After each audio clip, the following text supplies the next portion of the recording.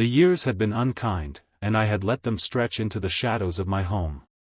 My wife, Jenna, and I once thrived in the buzz of our busy lives, but now, we were strangers living under the same roof.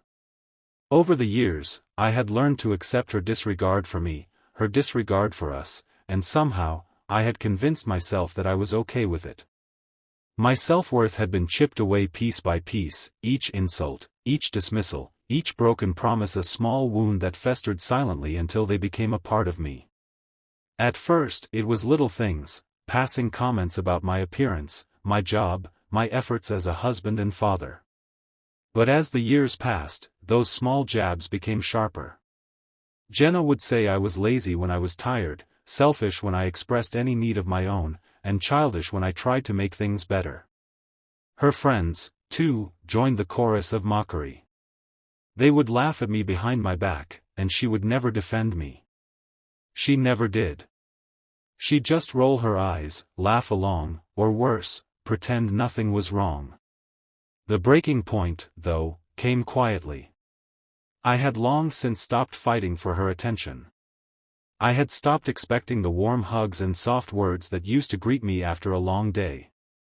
Her disinterest had become a comfortable blanket, and over time, I had learned to wrap myself in it. It was safer that way. She'd leave for girls' nights, and I'd stay home with the kids, pretending to be okay. I didn't want to fight anymore. The fights were exhausting, and after a while, they became nothing more than white noise. But one evening, something shifted. Jenna came home late from a girls' night out, her laughter echoing in the hallway. I was sitting on the couch, watching an old movie, waiting for her, but not really caring whether she came home or not. She burst through the door, her energy spilling into the room like a hurricane. She was tipsy, but not quite drunk. "Hey, you. Where have you been? You didn't even text me to let me know you were coming home," I asked, keeping my tone neutral, distant even. She shrugged, tossing her keys onto the counter.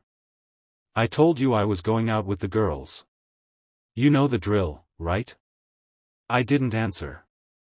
She didn't expect me to, and I didn't have anything to say. Her voice trailed off as she made her way to the kitchen, getting herself a glass of water. As she poured it, I watched her back, her movements slow, like she was purposefully ignoring the tension in the air. "You know, I don't get it, Grant. You're always so distant. Are you really this miserable?" Her voice was tinged with a fake sweetness that made my stomach churn. I remained silent. I wasn't miserable. I wasn't happy either. I was just here. And that, apparently, was all she could see. But something in me snapped at that moment. The years of feeling insignificant, the quiet bitterness I had swallowed over the years, all came flooding back in one swift rush. This was it. She didn't deserve my time, my energy, my love anymore. I stood up, walked past her without saying a word, and turned off the TV. The room fell into a suffocating silence. Jenna stood in the kitchen, fidgeting with the glass in her hand, waiting for me to say something. "Grant?" she asked, her tone soft but edged with impatience. "Why are you so cold all of a sudden?" I didn't respond. I didn't need to. The truth was clear now. This was the moment I stopped being the man she could ignore. I had already decided that I wasn't going to fight for her anymore. But I wasn't going to let her continue treating me like I was invisible. I wasn't going to tolerate it anymore. She finally turned to face me, irritation creeping into her voice. "What's wrong with you? You can't just shut me out like this. We need to talk about this." I looked at her, and for the first time in years, I saw her for what she truly was, a woman who had never respected me, who had built her life on a foundation of my compliance, my submission to her needs and whims. And I was done. Done with the empty apologies, the superficial efforts to keep up appearances. "I don't want to talk, Jenna," I said, my voice steady, devoid of any emotion. "You've spent years treating me like I don't matter, and I've let you. But that stops now. You want to know why I'm cold? Because I'm done. I'm done fighting for someone who doesn't even see me anymore. Her face froze, confusion and surprise spreading across her features. She opened her mouth to speak, but I cut her off. You don't get to be angry. Not anymore. I've given you everything, and you've given me nothing but disdain. So, I'm done. You'll get nothing from me anymore. I turned my back to her, feeling the weight of years of frustration finally lifting, replaced by an eerie calm. Jenna stood there in stunned silence, her lips parting as if she was going to argue, but no words came. And that was all the answer I needed. She had no more power over me. The years of her disrespect, the constant hurt, had all led to this. And now, there was nothing left to say. The next few days felt strange. Jenna tried to talk to me, tried to get me to open up like we used to, but I just kept my distance. Every word she spoke seemed hollow, meaningless. I no longer cared about her explanations, her excuses, her sudden bursts of affection that felt more like obligation than anything genuine. I had been living in a shadow of our marriage for too long, and now, I was finally standing in the light. And in the light, I could see everything clearly. The kids noticed the difference, of course. They were too young to understand the subtleties of what was happening, but they could feel it. The tension. The coldness. I could see their confused expressions when Jenna tried to act like everything was fine, when she would ask me to join them at dinner or to help them with their homework, but I didn't. I simply didn't care anymore. Jenna would call out to me from the kitchen while I sat in the living room, watching TV or pretending to read a book. "Can you come help with the kids?" she'd ask, her voice now tinged with the frustration she had ignored in me for so long. But I didn't move. I didn't care. I remember one night, she came into the living room, her face flushed from a long day of work. She was still wearing her office clothes, her heels clicking as she crossed the floor. She stood in front of me, blocking the TV, her arms crossed over her chest. "Are you really going to ignore me like this?" she asked, her voice quieter than usual, almost hesitant. I didn't look at her. "What do you want me to say, Jenna? You made your choice years ago. And I've spent the last few years pretending I didn't notice." She stood there for a long moment, the silence stretching between us, her mouth opening and closing as if she were searching for something to say. I knew she didn't have the words. She didn't have the depth to understand what she had done. And that's when I realized something else. She was still stuck in the same place she'd always been, thinking she could have everything without having to give anything in return. The next morning, I woke up to find her standing by the window, looking out into the yard, her back turned to me. Her shoulders were hunched, and I could see the way her hands gripped the edge of the curtain, her nails digging into the fabric. I hadn't heard her come into the room, and I hadn't expected her to be awake so early. But when I saw her standing there, I felt something shift. Something deep inside me that I hadn't realized had been there all along. It was anger. Pure and simple. "Grant," she whispered, turning around to face me, her eyes wide with something I couldn't place. "We need to talk." I raised an eyebrow. "About what?" She took a step toward me, her hands clasped in front of her as if she were bracing herself for something. "I know you're upset. I know things haven't been perfect, but we can fix this. We can make things work again. Just, please, talk to me. I miss you." I didn't respond at first. I just stared at her, watching the way she stood there, pleading with me in her own way. The same way she had always done, expecting me to fix everything while she sat back and watched. And in that moment, I felt an overwhelming sense of disgust. "You miss me?" I finally asked, my voice cold. "You miss me now that I'm not playing your game? Jenna, you've spent years treating me like I don't matter. And now you expect me to just jump back into your arms because you feel like you've made a mistake?" Her face faltered, her eyes flickering with uncertainty. She opened her mouth to speak, but I didn't let her. "No," I said, standing up, my movements deliberate, controlled. You don't get to do that anymore. You don't get to waltz in here after all this time, pretending like I'm just going to forgive you. It's over. And you're not getting what you want from me. Her lips trembled as she took a step back, her face pale. She had never seen me like this. The man who had been her doormat for so long was finally standing up. She couldn't handle it. But, Grant. I'm sorry, I just didn't realize. Her voice faltered, as if she was trying to find the right words, but the words never came. I walked past her, my heart pounding in my chest, and I felt a strange sense of liberation. I didn't have to do this anymore. I didn't have to be the man who caved to her every whim. I didn't have to carry her emotional baggage anymore. I wasn't her emotional punching bag, her caretaker, her fixer. She tried to reach out to me, but I was already walking toward the door, slipping on my jacket. I didn't even look back. The only thing I heard was her voice, fragile and weak, calling out to me. Grant, please, don't do this. But I didn't stop. I didn't turn around. The door slammed behind me, and I was free. It didn't take long for Jenna's frustration to spill over into something more aggressive. I could feel it in the air the moment I walked through the door after work, her sharp eyes, the stiff posture. I wasn't even halfway into the house when she called out to me. Grant, we need to talk. Now. I barely even looked at her. I'm not in the mood, Jenna, I muttered, walking past her into the kitchen.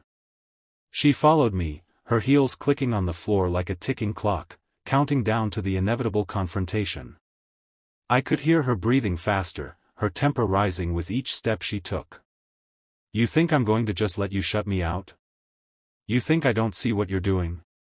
You're trying to punish me, and I don't deserve this.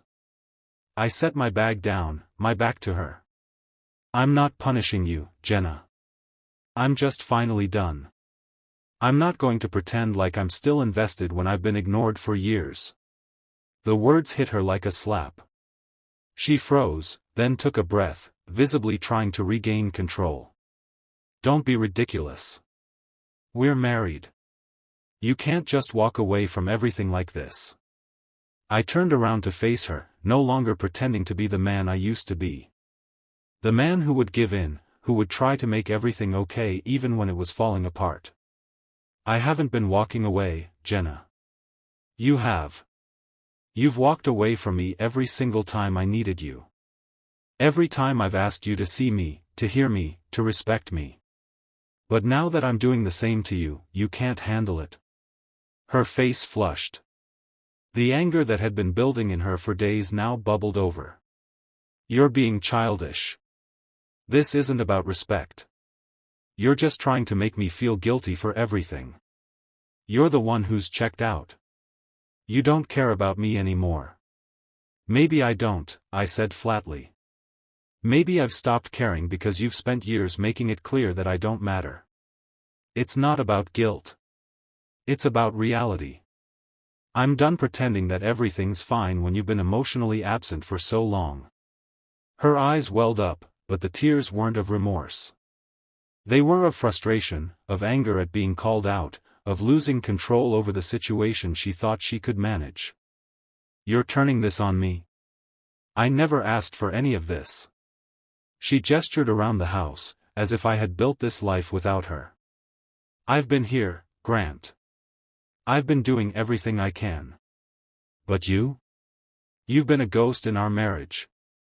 You don't love me anymore, and you just want to make me feel like it's all my fault. I took a deep breath, my anger simmering.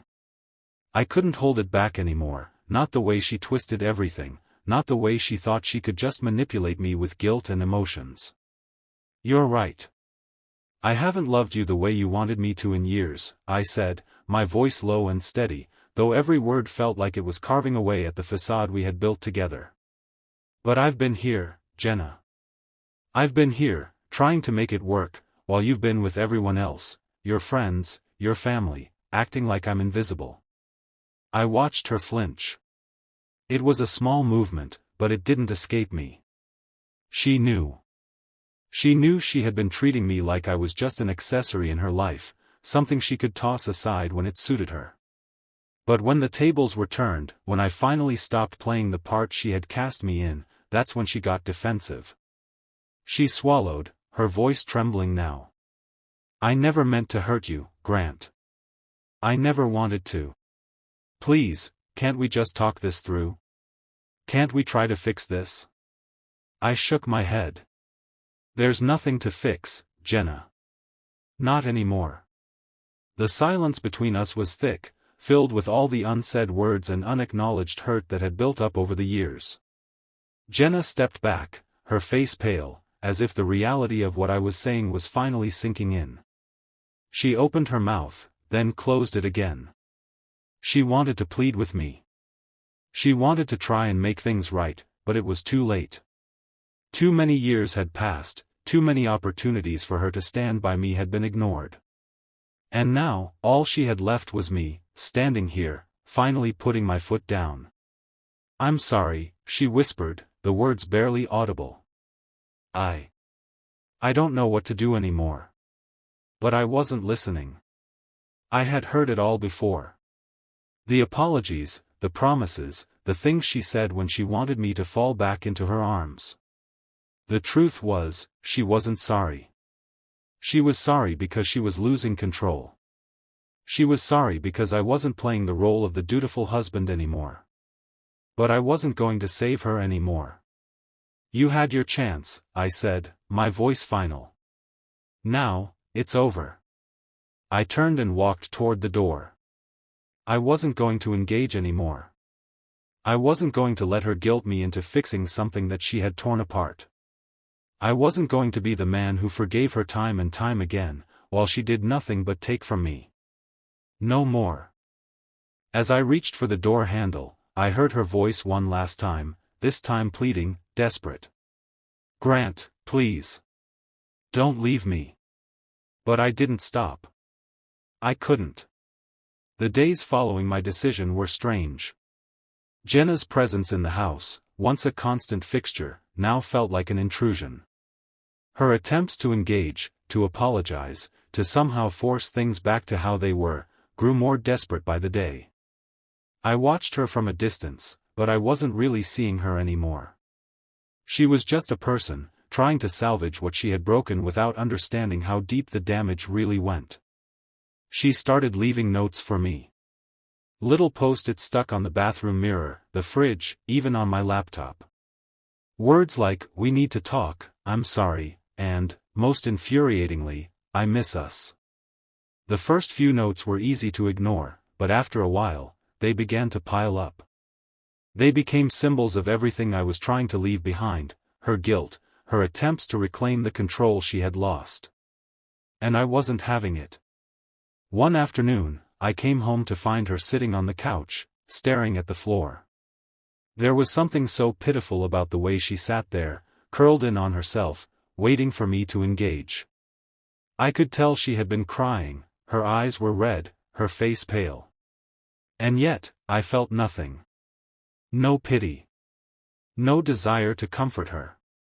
Nothing. She looked up when I entered, as if she had been waiting for me, but there was no warmth in her gaze anymore. Just desperation. Grant, she said, her voice shaky. We need to talk. We can fix this. We can go to therapy, or I don't know. We can figure it out. I didn't even take off my coat. There's nothing to figure out, Jenna. You've had years to fix this, and now, it's too late. We're done. Her face twisted in frustration, her hands fidgeting in her lap. How can you say that? After everything we've been through, you're just going to give up on us like that? You've stopped trying. I need you, Grant. I watched her for a moment, letting her words settle into the silence. I could feel the years of resentment bubbling up inside me, but I wasn't going to let her see it. No more yelling. No more explaining. No more playing her game. I stopped trying a long time ago, I said, my voice cool, controlled. You just never noticed, or maybe you didn't care. Her eyes flickered with something, hurt, maybe. Or guilt. But I wasn't looking for apologies anymore. I wasn't looking for anything from her. I was done. You don't get it, do you? I continued, moving closer, my words like ice. This isn't just about you and me. It's about everything. It's about how you treated me like I was nothing for years. How you pushed me aside and thought I'd always just come back. You thought you could keep me in this little box of your own making, and I played along for a while. But not anymore. I'm not your backup plan, Jenna. I'm not your emotional punching bag. Her lip trembled, and for a moment, I almost thought she might say something that would make me feel bad for her. But then I remembered how she'd treated me. How she'd treated us. She deserved none of my sympathy. You want to fix things? I asked, my voice colder than I had ever heard it before. You can't. You broke it. And now, you're left with the pieces. She blinked rapidly, as though trying to hold back tears, but I could see the anger starting to rise within her. Her pride had been wounded, and now she was struggling to regain it. She stood up, crossing the room in a few swift steps, her body stiff with tension. You're acting like you've been perfect in all this, she said, her voice rising. I haven't been the only one who's screwed up, Grant. You've checked out, too. You've ignored me just as much as I've ignored you. So don't stand there acting like you're some innocent victim. You've been just as cold and distant as I've been. I let her words wash over me, knowing they were just another attempt to deflect. To make it my fault. To make it feel like we were both responsible for the collapse of our marriage. But that wasn't the truth, was it? No, the truth was that she had made the choice to disregard me, to treat me like I didn't matter, and I had let it happen. I had been passive, but I wasn't going to be anymore. You don't get it, I said quietly, my tone shifting just slightly. I stopped loving you a long time ago, Jenna. And I'm not going to pretend anymore. You're right, we both played our parts in this mess. But I'm the one who's finally doing something about it. She took a step back, as if my words had physically struck her. I watched her, unblinking, as the realization sank in. This wasn't some temporary thing. I wasn't going to come crawling back, I wasn't going to fall for her attempts to fix it. This was it. You don't mean that, she whispered, almost pleading now. I do, I said, my voice firm. I do mean it. Her chest heaved, and for a moment, she looked like she might crumble. But she didn't. Instead, she turned away from me, her hands shaking at her sides. I could hear her breath catch in her throat, and I almost felt sorry for her. Almost. But then the anger took over again, the anger that had been building inside me for years, the anger that she thought she could walk all over me and get away with it. Do you know what's funny? I said, breaking the silence. For all these years, I thought I was the one who needed to change. I thought I was the one who had to fix things. But now I realize it's you. You're the one who needs to change. You're the one who needs to learn that you can't just walk all over people and expect them to keep forgiving you. Because I'm done. Jenna's shoulders shook as if she were holding back tears, but I didn't care. I had been holding back my anger for too long, letting her have her way, letting her get away with it. Not anymore. I turned and walked toward the door, my steps deliberate, controlled. As I reached for the handle, I heard her voice one last time, her desperation spilling over. Grant, please don't leave me. Please, we can fix this. Don't walk away. But I didn't answer. I didn't have to. The door slammed behind me with a finality that echoed through the silence of our house. Jenna's desperation became a daily thing, but the more she tried to reach out, the more I withdrew. I no longer had to pretend like I cared about saving something that was already beyond saving. I stopped engaging in the small talk that used to fill the air between us. I ignored her texts, left her phone calls unanswered, and when she spoke, I tuned her out. In my mind, I had already moved on. But the fallout didn't come as quickly as I thought it would. Instead of her breaking down, begging for forgiveness, Jenna became quiet. Too quiet. The house felt different now. Empty. Not because she wasn't physically there, but because she no longer had any power over me. She tried a few more attempts to talk, but they felt hollow. She would sit across from me at dinner, her voice shaky but trying to sound calm, talking about how things could be different if we both just worked at it. But I wasn't listening anymore. I didn't need to. I wasn't her partner. I wasn't the man she could control. I wasn't the man who would make excuses for her anymore. One evening, after another strained dinner, Jenna sat down beside me on the couch. She was trying again, her voice quiet but urgent. I don't know what happened to us, Grant. I don't know what changed, but I want to fix it. I'll do whatever it takes. I didn't look at her. I just kept my eyes on the TV, the images flickering on the screen a dull distraction to the reality of the situation. I don't think you understand, I said, my voice low. There's nothing to fix. You broke it, and I'm done trying to patch it back together. Her breath caught, and she pulled away, her voice trembling with hurt. Why are you doing this to me?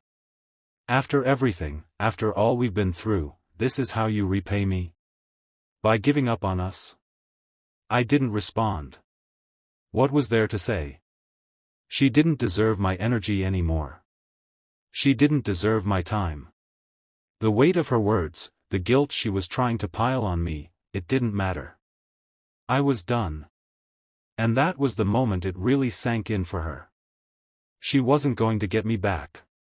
She wasn't going to win. No more apologies, no more explanations. It was over.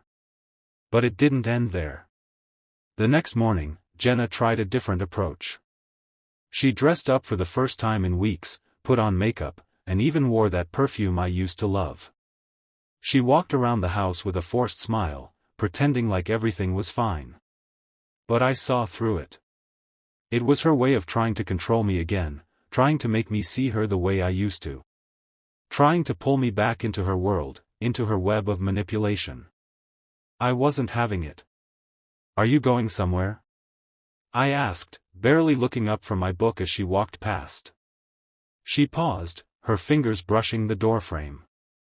I'm just going out. With the girls. She tried to make it sound casual, but I could see the uncertainty in her eyes. She was hoping I would stop her, ask her to stay. But I didn't. Have fun, I said, not even acknowledging the look of disappointment that flashed across her face.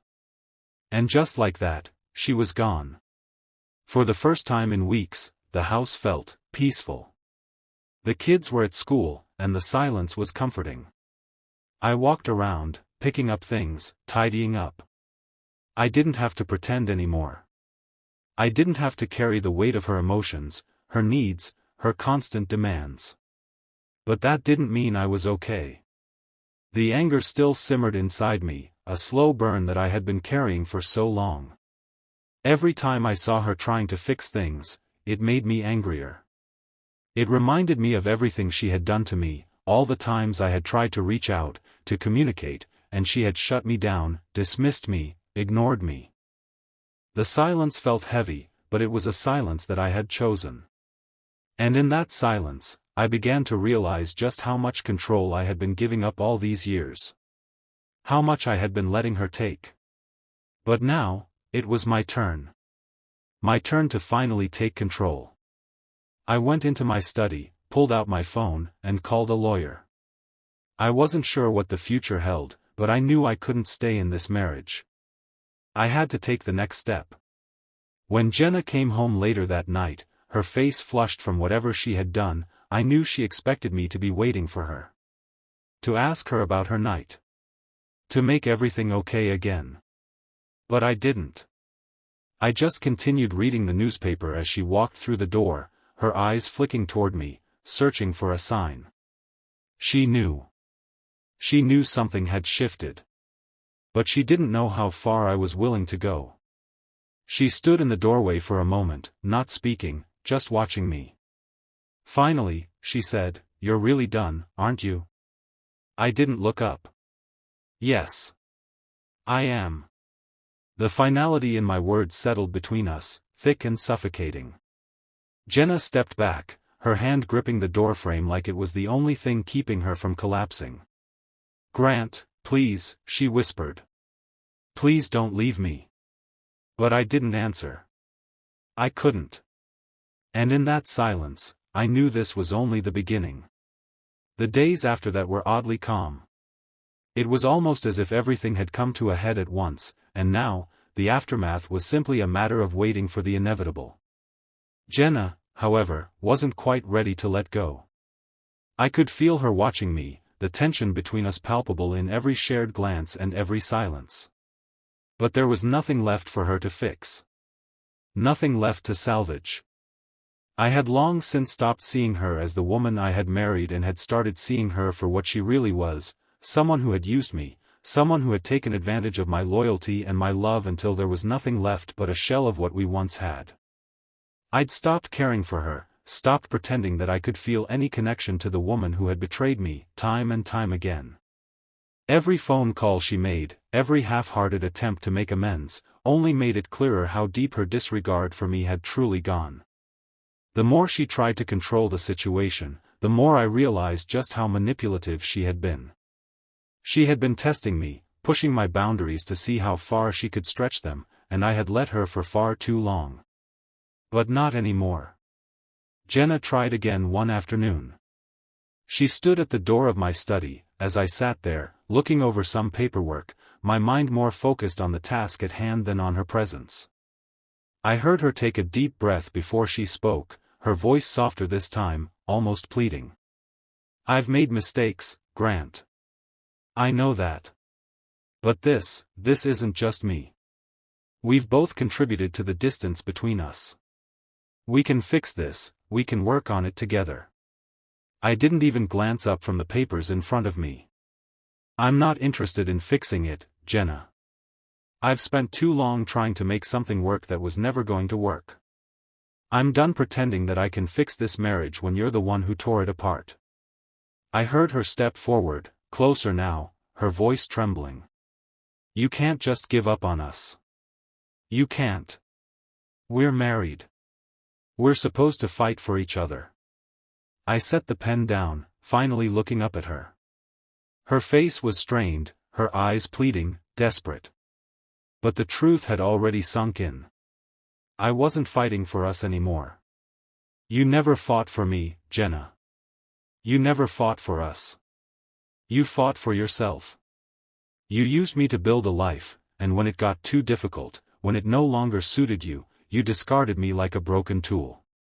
I stood up now, my voice firm, but controlled.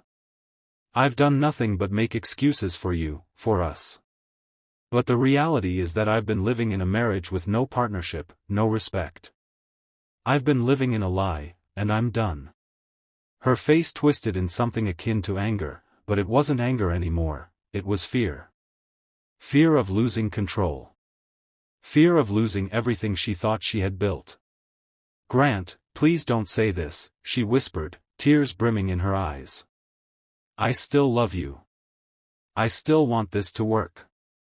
I took a step forward, and for a brief moment, I thought she might try to grab me, to pull me back into her world. But I didn't flinch. I didn't move. "You love me?" I said, the bitterness clear in my voice. "You love the version of me that existed when you could control me, when you could use me. But you never loved me. Not really. Not in the way I needed you to. And that's why this is over." She staggered back, her hands going to her face as she tried to hold back the sobs that racked her body. "I never wanted to hurt you, Grant. I don't know what happened. We can fix this. We can go to therapy, we can." "No," I cut her off sharply, my patience finally snapping. "You don't get to fix it. It's done. You had your chances. You had every opportunity to make this work, to make me feel like I mattered. But you didn't. And now, there's nothing left. The tears in her eyes weren't tears of regret. They were tears of panic. Panic because she realized what I had known all along: she had lost me. Completely. I was no longer the man she could manipulate, the man who would forgive her and come crawling back. I had drawn a line in the sand, and I wasn't crossing it. "I'm done with this, Jenna," I said, my voice shaking with the anger I'd been holding in for so long. "I'm done with the lies, done with the manipulation. You don't get to control me anymore. You don't get to make me feel guilty for finally standing up for myself." She stood there, her hands trembling as she wiped her face, but she didn't say anything. She didn't try to argue or convince me. For the first time, I saw something in her eyes, something that resembled the fear she had always made me feel. The fear of losing control. The fear of being alone. And then, in that moment, I realized something. Jenna was no longer my problem. I didn't need to fix her. I didn't need to fix anything. I had finally freed myself from the emotional prison I had been living in. I was no longer a victim of her indifference, her lies, and her selfishness. I had taken back the power she had stolen from me, and I was never going to give it up again. The days following our confrontation passed in a strange sort of quiet. Jenna, once so vocal, was now eerily silent, her every attempt to breach the distance between us falling flat. She still wore the mask of someone who wanted to make things work, but I could see it now: the cracks, the desperation to control the narrative, to salvage something from the wreckage of our marriage. But I wasn't playing along anymore. I was done pretending that we could fix something that had been broken for years. It wasn't just the silence that lingered in the house. It was the tension, the unspoken understanding that things were no longer as they had been. Jenna tried to interact with me in small ways, like offering me coffee in the morning, or asking if I needed anything while I worked at the kitchen table. But her gestures were hollow, her words empty. She was trying to fill the silence with acts of kindness, but they didn't fool me. I wasn't a fool anymore. One evening, as I was sitting on the couch, scrolling through my phone, I felt her presence beside me. Her perfume filled the air, and for a second, it almost felt like the old days. Like we were still a couple. But then I remembered, the old days were gone. And they weren't coming back. "I've been thinking," she said, her voice low, almost apologetic. Maybe we can go away for the weekend. Just the two of us. A little getaway. We used to do that all the time, remember?" I didn't respond immediately. I was trying to process her words, trying to figure out if she was serious or just throwing out an empty suggestion to make herself feel better. She had never once cared about my needs, my feelings. This was all about her, as always. I could see it in the way she was looking at me, searching my face for any sign that I might be willing to give in, to go along with the charade just one more time. "No, Jenna," I said finally, my voice cold. "We're not doing that. You don't get to fix this with a weekend getaway. You don't get to sweep everything under the rug and pretend like everything's okay. It's not okay." Her shoulders slumped, and for a brief moment, I saw the defeat in her eyes. It wasn't the anger or frustration I had expected. It was something different, something raw, something that reminded me of the woman I had once loved, but that seemed like a lifetime ago. "I know I've messed up," she whispered, her voice barely audible. "But I want to try. I'm willing to do whatever it takes, Grant. Please, don't leave me." It was the plea I had heard so many times before, but this time, it felt different. Not because it was any more sincere, but because it no longer moved me. The words, the desperation, they didn't affect me anymore. I had been living for her for so long, trying to fix her, trying to make her happy. But I wasn't her savior. I wasn't the one who needed fixing. "You don't get it," I said, my voice harder now. This isn't about what I want or what you want. This is about what we need. And I don't need you, Jenna. Not anymore. I've spent years waiting for you to see me, to hear me, to care about me the way I cared about you. But you never did.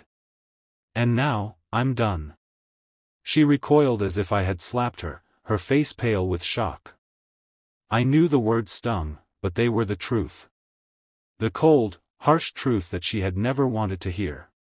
She had never cared about me the way I had cared about her. Not really. I stood up, my movements deliberate. I couldn't stay here with her anymore. It was suffocating, knowing that no matter what I did, she would never understand the depth of my hurt, the years I had spent sacrificing my own happiness to make her happy. But now, I was taking that back. I'm leaving, I said simply. I've already made arrangements. I'm not staying here anymore. I can't. I can't keep living like this, pretending that this marriage still matters when it's been dead for so long. Her breath hitched, and she tried to reach out to me, but I stepped back, putting distance between us. No, I said firmly. You don't get to touch me. You don't get to act like nothing's changed. Everything has changed. The silence stretched between us, thick and suffocating. Jenna didn't know what to say. She didn't know how to fix this. And that was the point, I wasn't going to let her. I wasn't going to be the man she could manipulate, the man who would forgive her just because she shed a few tears. I walked toward the door, the finality of my steps echoing through the house. I could hear her sobs behind me, but I didn't stop. I couldn't. Not anymore. She had taken everything I had to give, and I had nothing left to offer her. When I opened the door and stepped outside, I felt the weight of years of pain, of resentment, of betrayal, finally lifting off my shoulders. I didn't look back. I didn't need to. Jenna was still inside, clinging to the remnants of a life we no longer shared, but I was free. I drove away, the road stretching out in front of me like a promise.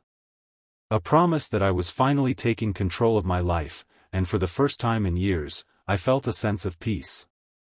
I wasn't running away. I was moving forward. It's funny how quickly things change when you stop trying to hold on to something that was never meant to be. The months after I left Jenna were a blur, but not in the way I had always imagined. It wasn't the chaos or the uncertainty that followed, it was the overwhelming sense of freedom that settled into every part of my life. I was no longer bound by the weight of trying to save a marriage that had been suffocating me for years. For the first time in a long time, I was living on my own terms. I found a small apartment, something modest, but it was mine. No more pretending, no more living under the same roof as someone who saw me as nothing more than a convenient fixture in her life. I spent the first few weeks just settling in, cleaning, organizing, and taking long walks in the evenings. The air felt different, like I could finally breathe again. I didn't hear from Jenna for a while. For the first few days, I kept waiting for the barrage of texts and calls, the attempts to manipulate me into returning. But when they didn't come, I found myself oddly relieved. I wasn't the man who would be pulled back into her world anymore. I wasn't the man who would crumble under her guilt trips or tearful pleas. And then, one day, she did call. It was late, around 9 p.m. I had just finished making dinner for myself, a simple meal that was just for me, something I didn't have to share or justify. My phone buzzed across the table, and when I saw her name on the screen, I hesitated. I had been prepared for this moment, but when it came, I still felt that familiar twinge of something, maybe sadness, maybe nostalgia, but I didn't pick up. Instead, I waited until the voicemail beeped, then pressed play. "Grant, it's Jenna," she said, her voice shaky. "I don't know if you'll listen to this, but I need to say it. I've been thinking a lot about everything, about what you said, about how I treated you. And I realize now how wrong I was. I don't expect you to come back, but I need you to know that I'm sorry. I never understood what I was doing to you. I thought I was right, but I wasn't. I hurt you, and I can't take that back. I don't expect forgiveness, but I hope one day you'll know that I really did love you. I hope you're happy, Grant. You deserve to be. Please, take care." The message ended, and I sat there for a moment, my phone still in my hand. The silence that followed felt almost deafening, but it wasn't uncomfortable. It wasn't painful. It was just neutral. I didn't respond. I didn't have to. The woman who had called me, the one who had tried to manipulate, control, and dismiss me, wasn't the woman I had once loved. That person was gone, and the woman who was apologizing now wasn't the one who had made all those decisions, all those mistakes. This was just someone who had finally understood what she had done, but it was too late. I had moved on. I deleted the message without listening to it again. And I felt no guilt. The next few weeks passed by, and with every day that I spent away from Jenna, I felt myself growing stronger. I started making new connections, meeting people who appreciated me for who I was, not for what I could give them, but for what I could share of myself. I even started dating again, though in a way that felt healthy, organic, not rushed. No more living in the shadows of someone else's desires. This time, I was choosing for myself. One day, a few months after I left, I bumped into an old friend at the grocery store, someone I hadn't seen in years. Her name was Rachel, and we had been close in college, before life had gotten in the way. She had heard what had happened with Jenna, but we hadn't really talked about it. Rachel was different, though. She was kind, patient, and more importantly, she didn't want anything from me. She just wanted to be friends. Our conversation was easy. We talked about old times, and somehow, amidst the laughter, I realized how much I had missed having a genuine connection with someone. We didn't jump into anything, but we started seeing each other more often. There was no rush, no pressure. It was refreshing, and for the first time in years, I felt like I was truly starting over. I had learned so much during my time with Jenna, lessons I would carry with me. One of the most important lessons was that I wasn't responsible for anyone else's happiness. I wasn't here to fix broken people, to make others feel better at the expense of my own well-being. I couldn't continue being the man who put his own needs aside for the sake of others, especially when it meant losing myself in the process. As the months turned into a year, I began to realize that I was happy, not because I had found someone new, but because I had finally found myself again. The man who had once been lost, swallowed up by a marriage that demanded everything from him, was finally whole. Jenna reached out a few more times, but each time I let the call go to voicemail. I didn't need to hear her voice again. I didn't need any more closure. I had already let go, and that was enough. She would have to find her own way now. In the end, I didn't need revenge. I didn't need her to suffer the way I had. The truth was, the real victory wasn't in getting back at her. The real victory was in walking away and never looking back. I had taken my life back, piece by piece, and I was never going to let anyone take it from me again.